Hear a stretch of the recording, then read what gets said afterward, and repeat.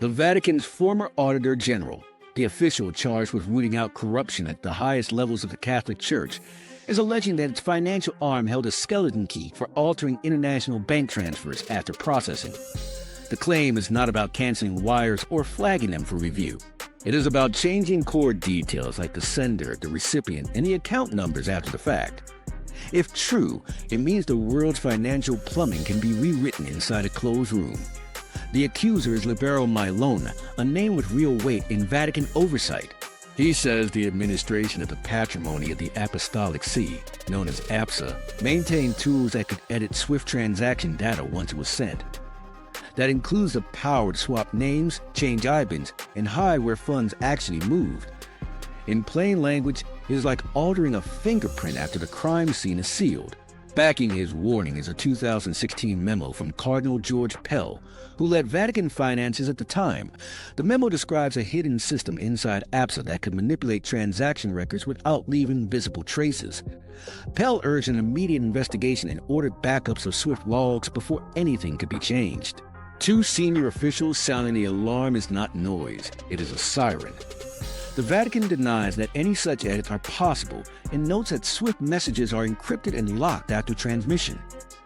Some technical experts agree that the protocol itself resists tampering, but denials alone cannot erase a documented warning by the very people tasked with enforcing integrity. Given the Vatican's long line of financial controversies, public trust starts near empty, and any new denial competes with a decades-long pattern that audiences remember. Whether every detail of the alleged skeleton key is proven in court is almost secondary. The deeper problem is architectural. Centralized systems concentrate trust in a small circle of insiders who control the ledger and the narrative. When the same hands guard the vault and the records, history becomes a story that can be edited. We have seen variations of this dynamic well beyond Rome. Banks have processed billions in suspicious flows and settled years later with fines that do not match the damage. Governments have hidden liabilities off the books and revealed them only under pressure. Donor funds have vanished between the pledge and the program, with paper trails that look complete but are not. These patterns repeat because incentives never change when ledgers can be privately altered. People under pressure from politics or reputation management will protect the institution first. Small temporary fixes become quiet policy and the public record drifts away from reality. Over time, trust erodes, cynicism takes root, and ordinary people pay higher costs because markets silently price in the risk of hidden errors. Blockchain attacks the incentive problem at the foundation. A public blockchain writes transactions to a distributed ledger that many independent validators hold at once. Records are time-stamped, agreed by consensus, and then permanently included in a chain that future blocks depend upon. Once written, a transaction is not a suggestion, it is a fact. There is no private edit window that only insiders can access. You cannot quietly swap a name or change an account number after settlement. Any attempt to rewrite history would require collusion from the majority of independent validators at the same time, something economically irrational and extremely difficult to achieve. While any single person can be corrupted, the network as a whole does not rely on trust in individuals. Its security comes from distributed consensus where each validator's copy must match, making silent manipulation practically impossible. Speed is not a drawback, it is an advantage. Networks such as XRP can settle in 3 to 5 seconds in practice, while legacy cross-border rails can take days to clear.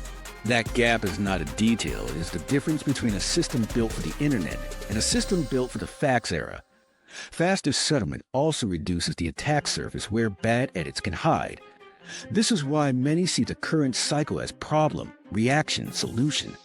The public has shown how easy it is for powerful institutions to launder and shuffle money in the dark.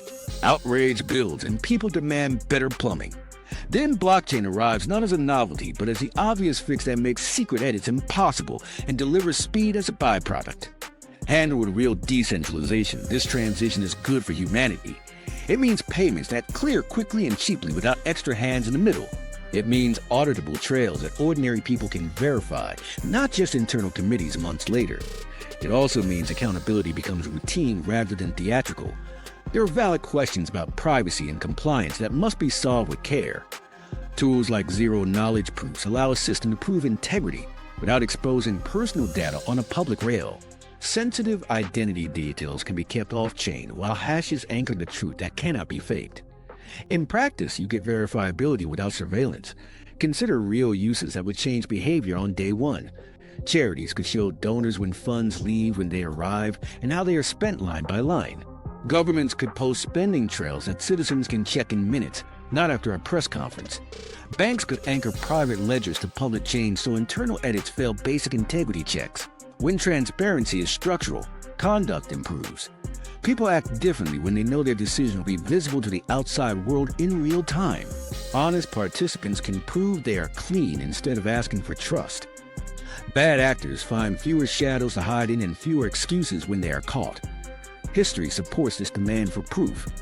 The global crisis in 2008 hid toxic assets behind layers most observers could not penetrate. The Panama Papers showed how sophisticated networks move money outside public view. Each time the world was told that oversight would tighten, yet the ability to shape records remained in the same hands. External audits matter, but they are not enough when insiders can alter the underlying data. No committee can restore trust if the scoreboard can still be changed after the play. The only lasting fix is to make the ledger itself resistant to secret edits. Blockchain gives the world that lever. Seen through that lens, the Vatican story is not a niche headline. It is a case study in why centralized control over financial truth keeps producing the same outcomes. If the rails are open, immutable, and fast, the most damaging abuses lose oxygen. The cost of manipulation rises and the payoff falls. Adoption will face resistance from those who benefit from opacity. Some will argue for delay under the banner of caution or try to rebuild control on top of new rails. That is why design choices and governance matter as much as code. Power should sit with the network rather than a single office or brand. If the world chooses proof over promises, the shift will feel sudden, even after years of buildup. A threshold gets crossed and what seemed radical becomes standard. Payments clear in seconds, audits run on demand, and backroom edits stop working. The new default is a ledger the public can verify without permission. The takeaway is simple. Build systems that make truth cheap and manipulation expensive, and the future gets harder to steal. The Vatican allegations remind us what happens when the opposite is true. Blockchain turns that lesson into architecture rather than a slogan. Subscribe to Wealth Signal if you want more clear, no-nonsense breakdowns of moments like this and how to position yourself as the architecture of money evolves. We publish the signal, not the noise, so you can act before the shift becomes obvious. Thank you for watching.